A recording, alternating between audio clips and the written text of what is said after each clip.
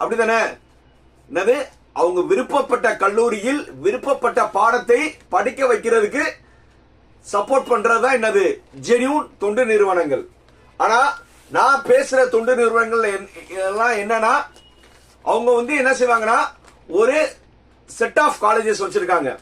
ஒரு 20-25 colleges.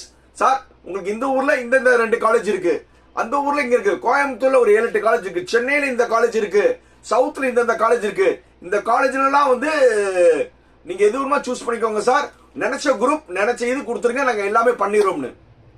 But நினைச்ச group நினைச்ச இதுனா என்னது, ஃபர்ஸ்ட் அந்த காலேஜோட இன்ஃப்ராஸ்ட்ரக்சர் சுமாரா இருக்கும். அது போக பிளேஸ்மெண்ட் ஃபெசிலிட்டிஸ் எதுவுமே அந்த அளவுக்கு இருக்காது. ஸோ அந்த மாதிரி இப்போ வேலுநாத் சார் ஒரு 11-12 காலேஜ் க்ளோஸ் ஆக போறான்னு சொல்றாங்களே, அந்த மாதிரி அடுத்த வருஷம் க்ளோஸுக்கு காத்திருக்கு.